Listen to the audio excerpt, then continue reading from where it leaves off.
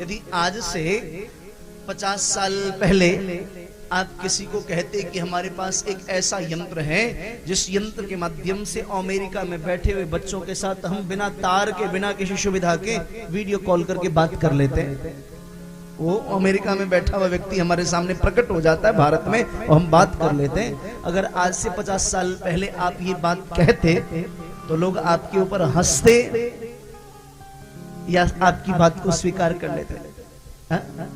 सत्य बताइए, आपको मूर्ख कहते अथवा आपकी बात को मान लेते? जोर से बोलिए, क्यों भाई मूर्ख क्यों कहते? क्योंकि उस समय अन्वेषण नहीं हुआ था, रिसर्च नहीं हुआ था। तो ऐसे ही हम वहां तक नहीं पहुंच सकते। परमात्मा की कृपा, आज देखिए, आज वही कार्य करिए तो लोगों को यकीन है भाई हाँ ठीक है, ऐसी वस्तु है, क्योंकि हम वहां पहुंच गए। तो ऐसा नहीं, विज्ञान जहां तक पहुंच गया है वहीं तक सत्य है, ऐसा नहीं है। और वैसे भी वैज्ञानिक रिसर्च ही करते ना, सर्च थोड़ी करते हैं। सर्च करते कि रिसर्च करते? रिसर्च करते ना। सर्च तो हमारे संत लोग करके चले गए, ऋषि मुनि करके सर्च करके चले गए। हाँ? तो सज्जनों,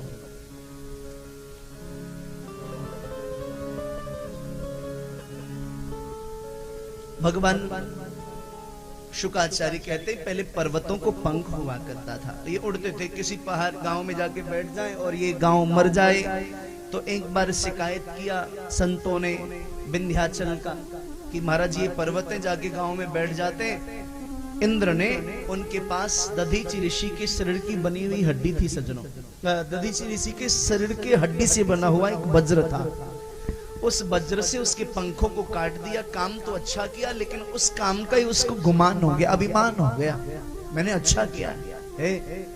हमारे यहाँ बड़ी पुरानी कहावत है, नेकी कर और दरिया में, ऐसे ही है ना, नेकी कर दरिया में डाल।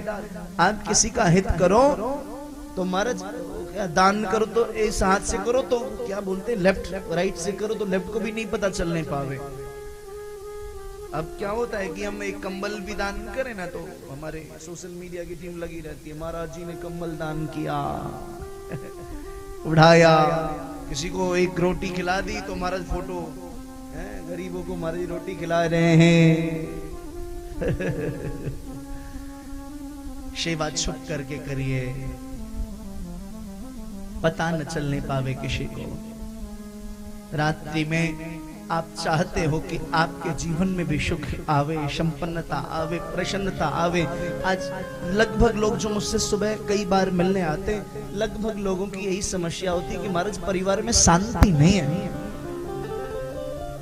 तो मैं क्या करूं? मोदी जी को बोलूं कि एक शांति की दुकान लगवाओ, लोग खरीदेंगे? एक शांति की मॉल खोलनी चाहिए कि नहीं खोलनी चाहिए? जाओ 1-1000 रुपए दो और खरीद लो शांति। नहीं हो सकता क्या? अरे पैसे से क्या नहीं हो सकता भाई, सब हो जाएगा तो शांति क्यों नहीं मिल सकती बोलो? जब पैसे से सब कुछ हो सकता है तो शांति भी मिल सकती है ना? नहीं मिलेगी। हाँ, शांति कोई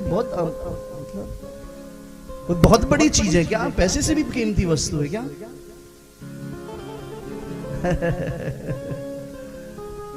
चाहते हो शांति तो किसी अशांत के जीवन को शांत करने की चेष्टा करो, तुम्हारा जीवन भी शांत हो उठेगा।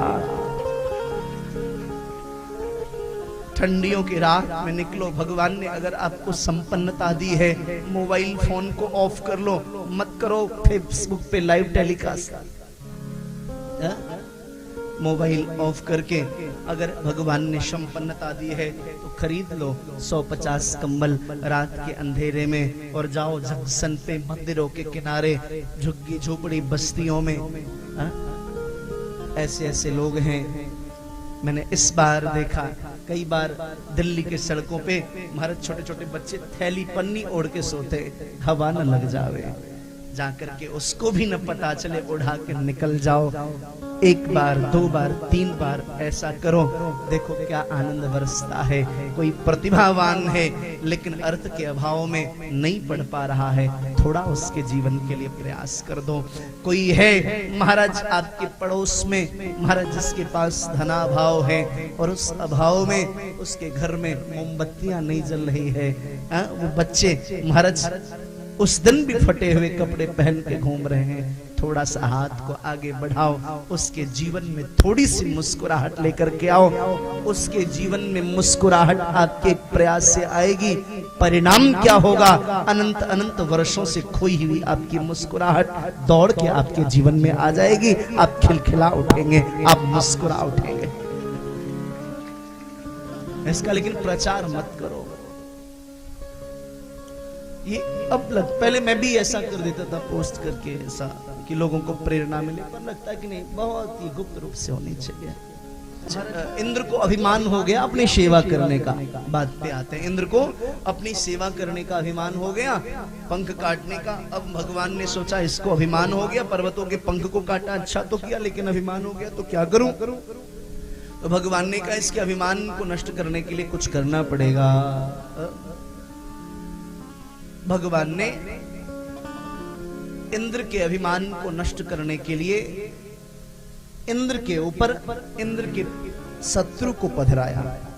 गोवर्धन कौन है? जोर से बोलो। पर्वत है। गोवर्धन कौन है? पर्वत है। और इंद्र कौन है? शत्रु है। इंद्र के मान का मर्दन करने के लिए भगवान ने गोवर्धन नाथ को महाराज हाथ के ऊपर धारण किया और इंद्र के अभिमान को नष्ट करके इंद्र के ऊपर परमात्मा ने कृपा की, इसलिए गोवर्धन नाथ को हाथ पे उठाया।